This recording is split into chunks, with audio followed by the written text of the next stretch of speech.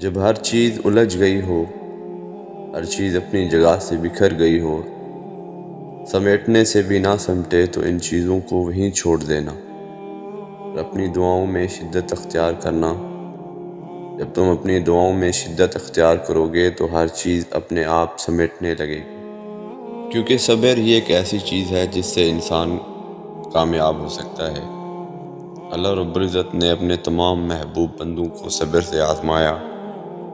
حضرت یوسف علیہ السلام کا واقعہ اللہ نے قرآن مجید میں ارشاد فرمایا کہ حضرت یوسف علیہ السلام کے بھائیوں نے حسد کی اور اس حسد کی وجہ سے ایک کنویں میں پھینک دیا۔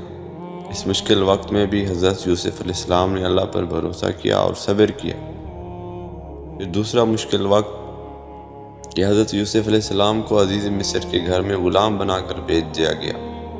عزیز مصر کی بیوی زلیخا نے حضرت یوسف علیہ السلام کو ورغلانے کی کوشش کی، مگر انہوں نے اللہ کی پناہ مانگی اور گناہ سے بچنے کی دعا کی، اور اللہ تعالیٰ نے قرآن مجید میں ارشاد فرمایا کہ اور جس عورت کے گھر میں وہ تھے اس نے انہیں اپنے نفس سے بہکانا چاہا اور وہ بند دروازے کر دیے اور کہا آؤ۔ حضرت یوسف علیہ السلام نے کہا کہ اللہ کی پناہ چاہتا۔ پھر اس کے بعد ان قید خانے میں ڈال دیے گئے۔ زلیخا کی شکایت پر حضرت یوسف علیہ السلام کو قید کر دیا گیا۔ قید خانے میں بھی انہوں نے اللہ پر بھروسہ رکھا اور اللہ کی طرف رجوع کیا۔ انہوں نے قیدیوں کے خوابوں کی تعبیر بتائی اور اللہ کی وحدانیت کی تبلیغ کی۔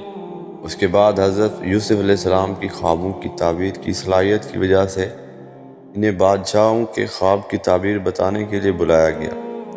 انہوں نے بادشاہ کے خواب کی درست تعبیر کی اور مصر کے مالی امور کا نگران مقرر ہوئے۔ اسی طرح اللہ نے ان کی آزمائشوں کے بعد ان کی مدد کی اور انہیں بلند مقام عطا فرمایا۔ تو ہمیشہ صبر اور شکر کے ساتھ اللہ کی ذات پر یقین رکھیں اور معاف کرنے والے بنیں۔ حضرت یوسف علیہ السلام آخر میں جب حضرت یوسف علیہ السلام کے بھائی ان کے پاس اناج لینے آئے، انہوں نے اپنے بھائیوں کو معاف کر دیا اور انہیں اپنا پہچان کروائی۔ انہوں نے کہا آج تم پر کوئی ملامت نہیں، اللہ تمہیں معاف کرے اور وہ سب سے زیادہ رحم کرنے والا ہے۔ تو یہ تمام واقعات حضرت یوسف علیہ السلام کے ایمان، صبر اور اللہ پر بھروسے کی عظیم مثالیں ہیں۔ تو اللہ نے قرآن کریم میں جو واقعات ہیں یہ ہمارے ایمان کو مضبوط کرنے کے لیے بتائے ہیں۔ ہم کس طرح سے اپنے ایمان کو مضبوط کریں۔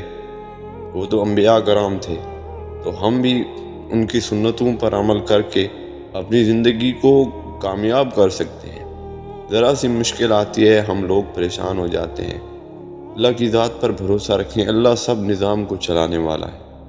اللہ رب العزت نے قرآن کریم کے اندر کئی ایسی آیات نازل فرمائی ہیں جو ایمان والوں کے لیے بہت تسلی بخش ہیں۔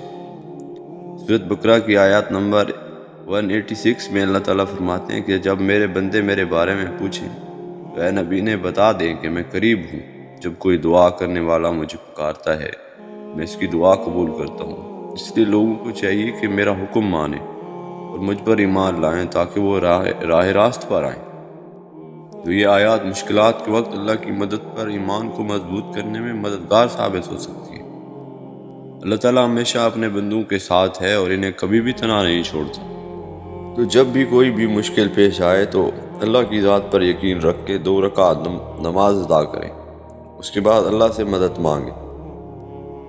پھر دیکھیں کہ کیسے ہوتے ہیں آپ کی زندگی میں معجزے۔ اللہ سے مانگیں، اللہ سب کچھ کرنے والا ہے۔